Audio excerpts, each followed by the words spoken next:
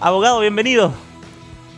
Hola Matías, muy buenos días. Buenos días, abogado. Gracias por un día más estar con nosotros. Hoy día vamos a tocar un tema que a veces puede ser, cierto, un poquito triste, un poquito lamentable, pero cuando se toma esta decisión, se toma y ya hay que tomarla fríamente, porque a veces hay cosas comprometidas ahí. Vamos a hablar del divorcio el día de hoy, abogado, así que el teléfono y nuestra WhatsApp ya está abierto, habilitado para que comiencen a dejar todas sus preguntas respecto a este tema. ¿Qué es el término divorcio? ¿De qué se trata, abogado? Matías, bien, antes de comenzar con el tema del divorcio, me gustaría preguntar, ¿me veo muy oscuro? No, ¿Será que tengo que...? No, ¿Sí, está bien? Se ve bien, abogado, súper bien. Bien.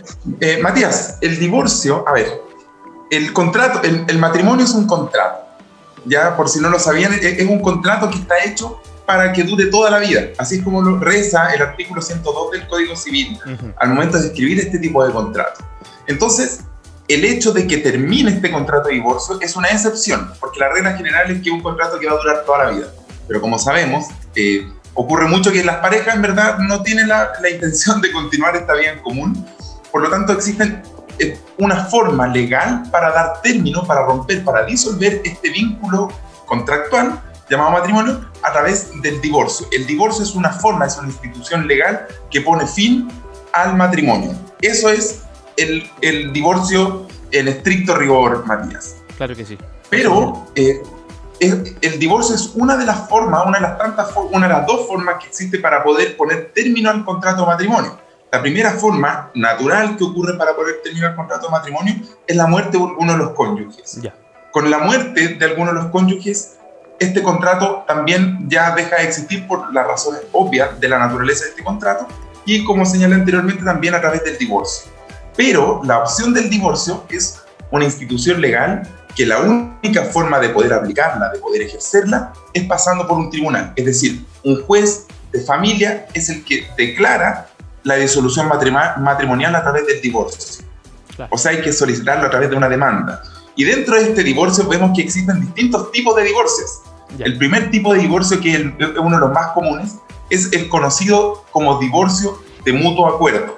Es decir, aquel divorcio en que ambas partes, ambos cónyuges, toman la decisión voluntariamente de poner fin a este vínculo matrimonial. Otra forma es... Es decir, como en buena, abogado, ¿cierto? En buena o en mala, pero en mutuo acuerdo, ya. En mutuo acuerdo, exactamente. Por lo general se ven en familias en matrimonios que entendieron que este vínculo que ellos tenían de pareja no tiene otra finalidad y perdió la finalidad principal que se tuvo al momento de contraer el matrimonio y toman la decisión de mutuo acuerdo de ponerle fin. Otra forma de ponerle fin al matrimonio es a través del divorcio unilateral, que es aquel tipo de divorcio que solamente una de las partes solicita ante el juez que se declare. Ya. Y finalmente tenemos un tercer tipo de divorcio, que es el conocido como divorcio por culpa o divorcio culposo, que ocurre, que se puede solicitar siempre y cuando uno de los cónyuges haya cometido algún tipo de acto que sea de tal magnitud, que sea de tal fuerza, que haga intolerable la vida en común entre los cónyuges. Y entre esos la ley en verdad señala distintos tipos de casos en que se puede hacer esta solicitud del divorcio por culpa. ¿Cómo cuál? Pero ¿Alguna de las? Solamente a modo de ejemplo, porque puede ser cualquiera. Mira, tiene tres requisitos. Que exista una falta que sea imputable a alguno de los cónyuges, que la falta constituya una infracción grave a los deberes y obligaciones que impone el contrato de matrimonio. ¿Ya? Y tercero, que esta falta haga intolerable la vida en común. Puede ser cualquiera, pero por darte un ejemplo, por ejemplo, un atentado contra la vida o malos tratamientos físicos y graves contra la integridad física y psíquica, tanto del cónyuge como de los hijos. Por ejemplo, el cónyuge que golpea con una gran intensidad, digamos, que puede constituir como un atentado contra la vida de la otra cónyuge o de alguno de los hijos. En ese caso uno puede solicitar el divorcio por culpa. Ya. O por ejemplo la transgresión grave y además reiterada, este es un requisito bien especial de los deberes de convivencia, socorro y fidelidad. Es decir, el cónyuge infiel también constituye la causal del divorcio por culpa. Ahora, esto solamente por dar algunos ejemplos, pero para entender bien los requisitos de cada uno de estos divorcios, el divorcio unilateral me exige que los cónyuges hayan vivido separados en domicilios distintos por un año. En el de mutuo acuerdo, perdón. Mutuo acuerdo requiere un año de que haya vivencia.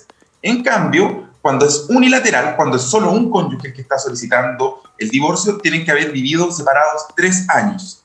Y el divorcio por culpa o el divorcio culposo da lo mismo el tiempo.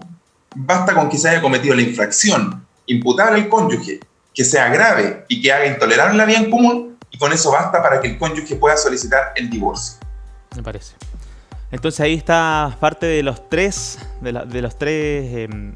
formas de divorciarse en Chile, por lo menos acá en nuestro país. Exactamente. Bueno, ¿cuánto tiempo debo de llevar de casado, abogado, para poder separarme o divorciarme? ¿Hay algún plazo? ¿Hay algún límite? Si me caso, no sé, el día de hoy, ¿me puedo separar mañana? Sí, tú te podrías divorciar. O sea, no te puedes divorciar mañana, porque si es de mutuo acuerdo, vas a tener que esperar un año.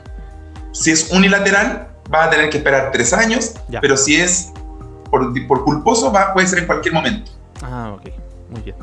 Bueno, ¿qué diferencias hay entre la separación y el divorcio? ¿Son dos conceptos distintos, abogado, o es lo mismo? Sí, son conceptos totalmente distintos y tienen que ver con cosas distintas. ¿Ya? El divorcio, como señalé, es una forma de poner fin, sí. Es una ruptura del contrato de matrimonio. En cambio, la separación lo podemos ver de 2 maneras. Existe la separación de hecho, que es cuando los cónyuges, por ejemplo, dejan de vivir juntos. Uno dice, están separados de hecho. Y además está la separación judicial, que es cuando los cónyuges están casados bajo el régimen patrimonial de sociedad conyugal y deciden mantener el vínculo matrimonial, pero separarse de bienes. Entonces ahí uno habla que los cónyuges están separados y además se establecen las distintas obligaciones que tiene el padre o madre en caso que haya hijos en común. Ya. Entonces la separación es un acto que puede ser de hecho, o que ocurre, es un hecho, o puede ser solicitado judicialmente. Claro. Bueno, es cuando los cónyuges decían, antes de la existencia de la ley de divorcio del año 2004, los cónyuges decían, no estamos separados, nos separamos. Y que era un proceso que en verdad, lamentablemente, como no existía el divorcio, los cónyuges solo podían optar a mantener el vínculo matrimonial, pero pasando por un proceso judicial en que un juez declarara que ellos se encuentran separados, que vivían separados. Entonces, todo se ve por aguas separadas. Claro. Bueno, les recordamos a los que nos están viendo que tenemos nuestro WhatsApp habilitado, está en pantalla, más 569-6253-2863, para que dejen sus preguntas respecto al divorcio, ¿cierto? Estamos conversando esto el día de hoy. ¿Qué significa, o si aquí en Chile está el concepto llamado el convenio regulador, abogado? ¿Existe acá? Convenio regulador, propiamente tal, no, se conoce como el acuerdo de relaciones mutuas. ¿Ya? Cuando los cónyuges ponen fin al matrimonio a través del divorcio, ellos tienen que solicitar al tribunal que se apruebe un acuerdo que van a celebrar ellos dos, que es lo que se conoce como el acuerdo completo y suficiente de relaciones mutuas. Yeah. En este acuerdo, los cónyuges al momento de divorciarse tienen que dejar fijados todos los términos patrimoniales que existen entre ellos. Por ejemplo, en el caso que existan hijos, en el acto del divorcio, ellos van a tener que señalar cuál va a ser la pensión de alimentos que van a recibir los hijos. Claro. ¿Quién va a quedar al cuidado personal de los hijos? ¿Cuál va a ser el régimen de visita que aquel padre que no vive con los hijos va a mantener por sus hijos? Tienen que señalar también si es que existen alimentos mayores. Es decir, si es que ocurre en muchos casos, Matías, que los cónyuges, el hombre trabaja y la mujer se queda al cuidado del hogar y a la crianza de los hijos. Por lo tanto, se define que el padre va a mantener con una pensión también a la madre, además de los hijos, va a también mantener con una pensión alimenticia a la madre. Eso también se puede regular en este acuerdo completo y suficiente de relaciones mutuas. Y además, un punto que no se nos puede escapar es el derecho a la compensación económica. No sé, Matías, si tú has escuchado hablar de la compensación económica. Algo, abogado. Algo. Sí. Bien, la compensación económica también es una institución legal que surge para brindarle un auxilio a aquel cónyuge más débil, señala la ley. ¿Qué es el cónyuge más débil? Cuando los cónyuges se casan, cuando contraen matrimonio, comienzan a definir ciertos roles distintos entre ellos. Claro. Por ejemplo, muchas veces algunos de los cónyuges se quedan al cuidado del hogar, en la crianza de los hijos, y el otro cónyuge se pone a trabajar. Sí. Pero resulta que, por ejemplo, la cónyuge, y suele ocurrir con las mujeres, ¿ya? No quiero generalizar porque también hay hombres, Claro. pero suele ocurrir, por ejemplo, mujeres que teniendo una profesión, que habiendo cursado la universidad, dejan de trabajar, dejan de surgir profesionalmente, dejan de perfeccionarse profesionalmente. Y mientras tanto que el otro cónyuge surge, lo ascienden, aprende, tiene experiencia, y la otra cónyuge por el cuidado del hogar se queda como estancado profesionalmente. Ya, esta brecha que se produce entre los cónyuges tiene que ser compensada. Ya. Y esa compensación es la compensación económica. Es una compensación al cónyuge más débil por todo lo que dejó de hacer producto de enfocarse en el hogar. Y esa compensación viene por parte de la otra persona, la que pudo hacer su vida, la que pudo ascender, la que pudo... Exactamente. ¿Y eso exactamente. Esa persona tiene que compensar. ¿Cómo varía, abogado? Eso varía según las circunstancias. Por ejemplo, si tú tienes el típico caso de estudio universitario, Matías, por ejemplo, la cónyuge que se casa y era una pianista profesional, pero producto del matrimonio y para dedicarse al cuidado del hogar, dejó su carrera profesional. Entonces uno tiene que hacer una proyección. Si al momento del matrimonio, que era una pianista profesional, ¿cuánto pudo perfeccionarse en el tiempo? ¿Cuánto habría ganado ella en esas mismas circunstancias en una proyección en el tiempo? ¿Cuáles son los desarrollos profesionales, los conciertos que podría haber hecho? Entonces a eso yo le asigno un valor. Ya. Entonces varía mucho en caso a caso. Ese si los valor cónyuges, por ejemplo, no son profesionales. ¿Quién lo asigna ese valor? ¿La misma pianista? Decir, ¿sabéis que yo en este tiempo creo que esto hubiese alcanzado, esto hubiese juntado, no sé, ahorrado? ¿Ella asigna ese valor? Ella le asigna el valor. Ahora, ella le asigna el valor, pero tiene que probarlo en juicio, porque acuérdate, Matías, que todo lo que yo alego en juicio, tengo que probarlo. O sea, si yo alego que efectivamente esa pianista de esas características iba a conseguir algo así, ella va a tener que probarlo en juicio. Y por la otra parte, el otro cónyuge va a decir, oye, eso es para las condiciones de una pianista profesional con cierta experiencia que podría haber llegado a eso, pero nada me dice que tú efectivamente tenías esa capacidad para lograrlo. Entonces el juicio se arma en torno a la compensación económica, si es que habría o no habría podido alcanzar esa posición. Claro que sí. Entonces finalmente el juez dirime y dice, ok, yo creo que en base a la prueba rendida, el monto a asignarse por compensación económica es de tanta plata. Claro. Interesante lo que estamos conversando, abogado. No sabía sobre eso. ¿Ve? Siempre aprendemos, todos los días se aprende algo nuevo. Abogado, quiero preguntarle por los conceptos y los términos de cuando se casan con separación de bienes. Bien. ¿Qué sucede en el momento del divorcio? Ya. Existen tres regímenes matrimoniales al momento de contraer matrimonio, ¿verdad? Está la sociedad conyugal, está la separación total de bienes y está la participación en los gananciales. El régimen más común es el de sociedad conyugal, que lo que quiere decir es que el hombre, así literal, el hombre es el jefe de la sociedad conyugal y es el que administra los bienes propios y los bienes de la mujer. Entonces, el hombre, por ejemplo, tiene la posibilidad de vender sus propios bienes, que son de su propiedad, los puede vender sin más. En cambio, los bienes de la mujer, los bienes propios de la mujer, tiene que venderlos, pero con autorización del marido. En cambio, el régimen de separación total de bienes es un régimen que dice, aquí nada de esto opera. Aquí no hay ningún jefe, no hay ninguna jefa, aquí cada uno es dueño de lo que compra por sí. Ya. Por lo tanto, yo soy dueño de lo mío, tú eres dueño de lo tuyo, y al momento del divorcio no existen bienes que hayan quedado en una comunidad, por lo tanto no hay nada que dividir. Okay. En cambio, en el régimen cada uno sabe lo que es suyo, exactamente. Y eso es súper fácil probarlo, porque si, por ejemplo, se compró un inmueble, en el registro del conservador de bienes raíces dice quién es el dueño. Claro. En cambio, cuando están en sociedad conyugal, hay que disolver esta sociedad conyugal, los bienes que quedaron en la sociedad conyugal. Entonces, eso también tiene que señalarse. Por ejemplo, cuando se adquirió una casa, un inmueble, ¿qué es lo que vamos a hacer en ese caso? Bueno, vamos a tener que dirimir, ¿verdad? Las aguas para cada uno. Entonces, ahí lo que se procede es liquidar la sociedad conyugal y se le adjudica a cada cónyuge un porcentaje sobre el inmueble.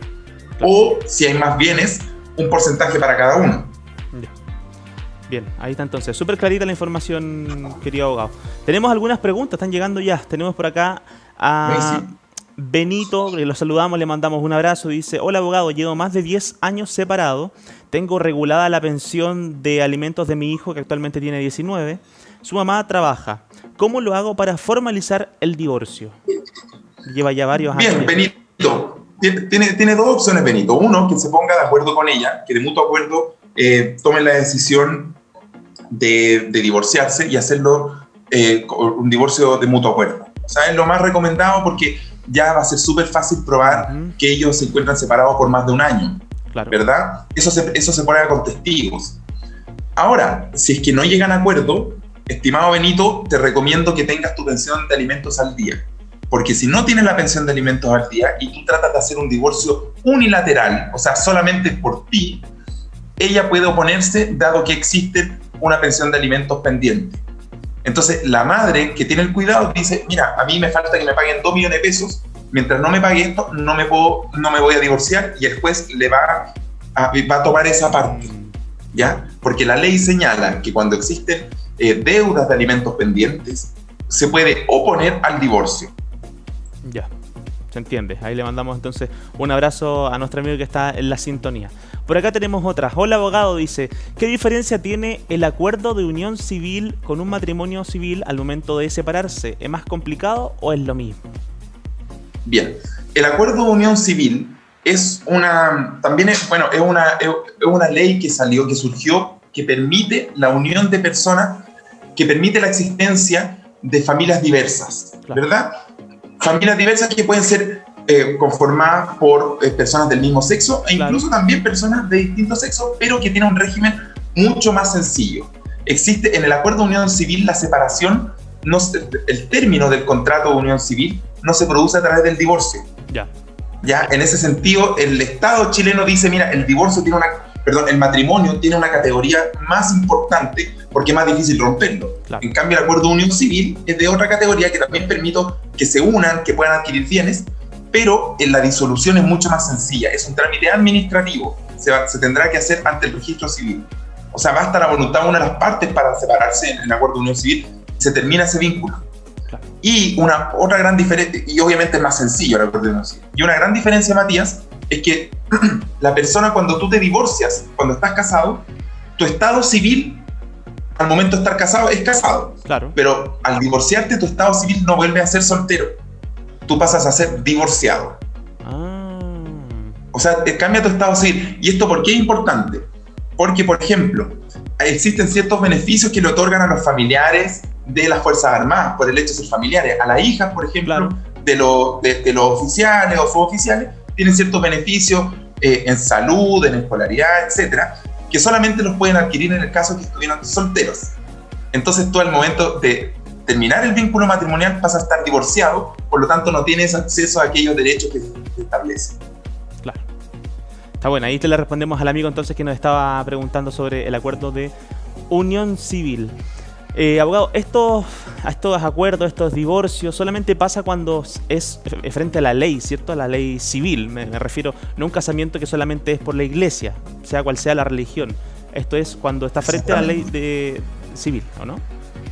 Exactamente. Súper. No, hoy día el Estado chileno ha superado ya la discusión de si somos un Estado católico o un Estado religioso. Hoy día somos un Estado absolutamente laico. Sin embargo, existe todavía una gran influencia de la Iglesia en nuestra legislación. Por ejemplo, se permite, Matías, que las personas que se casan ante la Iglesia, ante un ministro de fe de la Iglesia, ese matrimonio igual puede ser válido siempre y cuando vayan y convaliden este acto ante el registro civil. Por lo tanto, igual la Iglesia tiene un rol importante. O sea, si tú te casas por la Iglesia, no es necesario que después vayas a casarte por el civil. Basta que vaya con el acta del ministro de fe que los casó por la Iglesia, para que tú lo inscribas como matrimonio. Pero efectivamente, o sea, hoy día da lo mismo si es que la religión. Claro. Da absolutamente lo mismo. O sea, no hay mucha diferencia entre hacerlo de un modo o de otro, en caso de que la persona quiera casarse por la iglesia, claramente. Hay gente que no tiene esa creencia o que no le gusta, simplemente decide por el civil, ¿cierto? Pero si alguien quiere casarse primero por la iglesia, lo podría hacer sin ningún problema y después ir a hacer el trámite como en el registro civil y listo. Sí. Súper. Sí, Está bueno. exactamente, pero tiene un plazo para aquello. Si mal no recuerdo, un plazo de 30 días, pero la verdad no me acuerdo bien el plazo, pero un plazo bien acotado, Matías. Plazo para validar el matrimonio de la iglesia. El matrimonio. Ah. Claro, si no, y si transcurrió ese plazo, tienen que ir nuevamente al registro civil Ok. a casarse. Se entiende. Y ahí, en ese caso, abogado, que fue al revés, primero fue por la iglesia y luego por el civil, ¿el tema del divorcio es lo mismo? El tema del divorcio es exactamente el mismo. Hoy día es exactamente el mismo. Antiguamente, antes de la existencia incluso de esta ley, todos los problemas matrimoniales, cuando tú te casabas por la iglesia, tenías que pedir ciertas autorizaciones a la iglesia a la que tú te casaste, claro, para que te permitiera incluso separarte, lo que hablábamos al principio. Hoy día esa influencia ya, la verdad, no existe, claro, y no tiene mucho valor. Para el católico quizás sí, claro, o para la persona que practica ciertas religiones quizás sí, y hay que respetarlo, digamos. Claro que sí. Bueno, sigamos conversando de esto que es importante. Está nuestro WhatsApp habilitado, esperando sus preguntas. ¿Qué tan costoso es divorciarse en nuestro país, abogado? Bien, eso va a depender de la manera en que tú lo hagas, ante quién tú lo solicites. Si tú lo solicitas, por ejemplo, las personas que no tienen, las personas de escasos recursos, pueden solicitar el divorcio derechamente ante la Corporación de Asistencia Judicial. La Corporación de Asistencia Judicial son corporaciones que permiten a las personas que no tienen acceso a la justicia, digamos, pagada, para que les provean de este servicio jurídico, que es absolutamente gratis, pero la persona tiene que tener ficha social. Ahora, las personas que no tienen ficha social tienen que solicitarlo esto con abogados particulares. Y los abogados particulares cobran... Mira, la otra vez nos reíamos porque habían unos cupones que estaban vendiendo en Groupon para divorciarse. Entonces salía como 50.000 pesos el divorcio. Bueno, eso es excepcional. Nosotros, en la práctica, para hacer un buen asesoramiento en un buen divorcio, eso tiene sus costos que pueden variar. O sea, un divorcio mutuo acuerdo sencillo, sin compensación económica, con un acuerdo completo y suficiente, muy sencillo, el precio va entre los 200 y los 250.000 pesos. Okay. Ahora, me ha tocado también que uno toma un divorcio mutuo acuerdo y que los cónyuges en verdad tienen el deseo de poner fin a la vida matrimonial, pero se rompió el vínculo amoroso por distintas circunstancias, pero son padres sumamente responsables y ellos quieren regular todo. Quieren regular, por ejemplo, las visitas. Claro. Entonces, tal día le corresponde al padre y el tal día a la madre, etc. Y son acuerdos súper sofisticados que tienen incluso 5 páginas. Entonces, eso toma más trabajo para el abogado. Entonces, obviamente uno cobra más por eso, porque son muchas más horas de trabajo, más reuniones con los clientes, etc. Entonces, un divorcio así podría llegar a costar 300.000 pesos. Okay. Un divorcio unilateral también tiene un costo que uno cobra un fijo, que son aproximadamente 250.000 pesos, entre 250 y 300.000 pesos, más un porcentaje de lo que se logre por compensación económica. Ya. Súper, ahí está entonces dentro de los costos que puede variar. Bueno, yo conocía, hablándolo de Groupon, abogado, como divorcio en un día. Divorcio en un día, punto no sé cuánto, de verdad. Sí, hay páginas así que te ofrecen marketing, usted sabe. No sé si será tan así, pero como la empresa, haz tu empresa en un día, divórciate en un día, todas esas cosas que se encuentran ahí en la calle, en el paradero. La verdad es que cuando uno ofrece un servicio jurídico, Matías, tiene que ser muy responsable también con las circunstancias. Claro. Porque de repente uno puede ofrecer un servicio que en verdad tú tienes que escuchar a las partes. Tú tienes que escuchar cuál es el problema que está detrás. No es solamente llenar un formulario. Esto no es un trámite sencillo.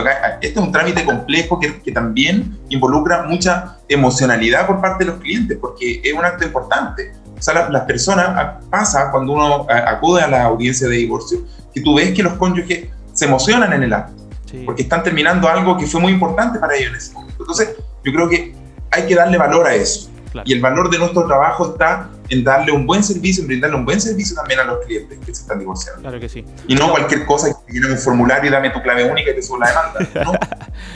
Claro, bueno, además de hacer el tema legal, ustedes también hacen un poco de psicólogo también, como que entran en el rol también de acompañar, de guiar, de decirle tranquilo, esto se va a lograr, lo vamos a hacer, entonces, claro. Exacto, el derecho de familia sí, hay mucha emocionalidad de por medio, los problemas familiares no tienen que ver con plata, claro. Los problemas familiares tienen que ver con cómo las personas se han visto afectadas por circunstancias familiares, y uno, más que psicólogo, Matías, hay que separar bien las cosas, pero uno tiene que escuchar mucho. Sí. Y si uno no escucha, no va a entender el fondo del problema, porque quizás no va a arribar a un buen acuerdo, solamente lo voy a obligar a pelear, claro. y irse juicio, cuando en verdad uno puede decir, bueno, es momento también de que tú cedas un poco y logres un acuerdo para evitarte estos juicios que son, son dolorosos para las personas. Oiga, abogado, ¿qué pasa en el caso supuesto, no sé si alguna vez le ha tocado, de que una persona ya está aburrida de su relación, cansada, solamente una parte, y el otro sigue ahí enganchado, por decir así, y no quiere darle el divorcio, por nada del mundo? Y no le voy a dar, pero por una cosa de que no quiere nomás, o sea... Bien. Bueno, en ese caso, esa persona va a tener que sí o sí solicitar el divorcio unilateral. ¿Ya? Pero el requisito es que vivan separados y que logre probar el juicio que viven separados por más de 3 años. Ok. Porque si la otra parte... Porque, por ejemplo, la otra vez tuvimos un problema jurídico bien interesante. Me llegó un caso de divorcio en que los cónyuges vivían en el mismo techo. Ya. Entonces vivían en el mismo techo, pero vivían en piezas separadas. Ya. Pero la ley exige que vivan en domicilios distintos. Ya. Entonces uno de ellos quería divorciarse. Entonces, lamentablemente, esa persona no va a poder divorciarse. Ya. Se verificó, claro, que vivían bajo el mismo techo, a pesar de que dormían en camas separadas ahí. Claro, porque la ley es súper clara en señalar que vivan en domicilios separados. Claro. Chuta. Bueno, por comodidad quizás lo hacían, o ya venían quizás ahí mal hace un tiempo, ya no se querían ver las caras en la pieza y decidieron, ¿cierto?, separarse en pieza. Cosa de cada tiempo. Oiga, hay otra pregunta por acá. Dice, está nuestra amiga Mónica, le enviamos un abrazo. Hola, abogado, dice, me divorcié sin liquidar una propiedad. Él falleció. ¿Me corresponde la mitad? Muchas gracias. Sí, por el régimen de comunidad de bienes, esa persona... lo que se armó ahí es una comunidad de bienes, ¿ya? Entonces, respecto de esa comunidad de bienes que quedó al momento de la ruptura matrimonial, ella tiene derecho a bienes. Por supuesto que sí, lo que le correspondía a ella en el momento que estaba casada. Entonces, ella lo que va a tener que hacer, yo le recomiendo que se contacte a un abogado, la verdad. Porque van a tener que al momento de hacer la posesión efectiva de él, ella va a tener que señalar cuáles son los derechos que ella tiene ahí al respecto. Eso es súper importante. Claro. Entonces, antes de complejizar más el asunto, mi recomendación a la persona es que para tener derecho a esos bienes que quedaron en la comunidad, que quedó al momento del divorcio, ella va a tener que solicitarlo. Ella va a tener que hacer un trámite y podría ser incluso judicial. Bien, Mónica, ahí está su respuesta de parte de nuestro abogado. Si me divorcio, abogado, ¿me puedo volver a casar en Chile? El hombre y la mujer, hasta hace algunos años, ¿cierto? Era un tema súper complicado, era un tema polémico. Al parecer, hace un tiempo cambiaron las cosas. Efectivamente, Matías, las personas cuando se divorcian tienen todo el derecho del mundo a volver a casarse, ¿ya? Eso es algo que antiguamente, o sea, hoy día está en discusión también un tema ahí con las mujeres que tienen que esperar un cierto lapso de tiempo. Claro. Pero en términos generales, a tu pregunta, sí, las personas tienen derecho a volver a restablecer su vida y tienen todo el derecho del mundo para poder hacerlo. Claro, claro que sí. Abogado, si esta relación terminó muy mal, si esta relación ya de verdad no se quiere ni ver la cara, ¿es posible de no asistir a estas audiencias, de no asistir a estos juicios? De que la persona realmente no se sienta preparada, no tenga ganas de ir al lugar físico donde se va a encontrar con la otra persona. En efecto, pero para ese caso, esa persona tiene que solicitarle a su abogado tiene que conferirle un mandato. ¿Ya? Un mandato, una escritura pública que se hace ante notario, en que le confiere todos los poderes súper amplios para poder señalar en juicio, porque en el momento del acto de la audiencia de divorcio, el cónyuge que está solicitando el divorcio tiene que decirle al juez que no desea restablecer el vínculo. Entonces, esa facultad que es exclusiva del cónyuge, tengo que delegársela a través de un mandato al abogado. Entonces, el abogado tiene que tener un mandato para asistir en representación de la persona. O sea, sí se puede, pero va a tener que conferirle un mandato. Ya, súper.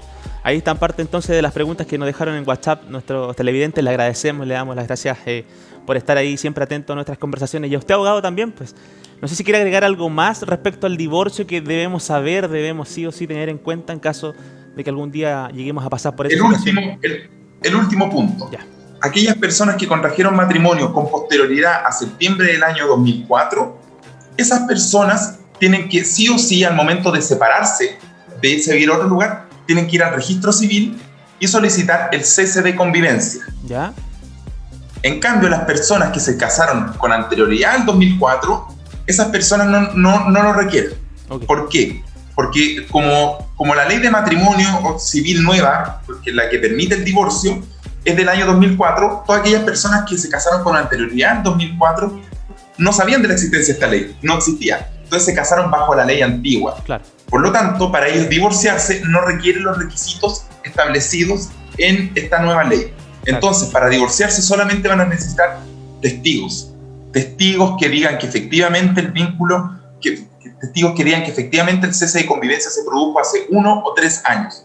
En cambio, los que se casaron con posterioridad al 2004, yo les recomiendo que vayan a solicitar el cese de convivencia. Pueden hacerlo ante el registro civil o pueden hacerlo ante notario. Y eso ya deja una fecha cierta de la fecha en que dejaron de vivir juntos. Y de ahí se empieza a contar el plazo. Claro. Súper, abogado. Acá nos llegó la última. Justamente, Carlos nos dice: consulta, abogado, mi papá se casó hace como 20 años, un poco más. Él se quiere separar de esa persona y él no vive con esa persona hace 20 años. ¿Qué tiene que hacer? Bueno, a mí me pareció la respuesta que le dimos al amigo anterior. Efectivamente. Sí. A ver, Matías, si aprendiste. A ver, dale tú la recomendación. Que tiene que acercarse a su abogado y pedir ahí. Bueno, primero, por la buena, ¿cierto? Tratar de hablar con la persona. ¿Ve que aprendí? Hablar con la persona y llegar a un acuerdo mutuo para poder saldar las cosas. Si no, acuerdo unilateral. Bien. Aprendí. Muy bien, felicitaciones. Aprendí. Derecho Civil 5 aprobado, Matías. ¿Ve? Estoy listo, la hago toda. Oiga, pero esta persona ya no se casó hace 20 años y no vive con esa persona hace 20 años, imagínense. Claro, ya hay más de 1 o 3 años pasados, entonces ya tiene todo el derecho para solicitar el divorcio unilateralmente, o podría, demandándola unilateralmente, o conversar con ella, como tú señalaste muy bien, Matías, sí, y solicitar el divorcio mutuo acuerdo. Bien, abogado, queremos agradecerle, gracias por enseñarnos siempre todos los miércoles un nuevo tema. Las personas también aprenden y están ahí en sintonía junto a nosotros. Le mandamos un abrazo gigante. Próximo miércoles nos volvemos a encontrar, Daniel. Gracias, abogado. Nos vemos, Matías. Muchas gracias. Un abrazo. Muy bien. Chau, chau. Hasta luego.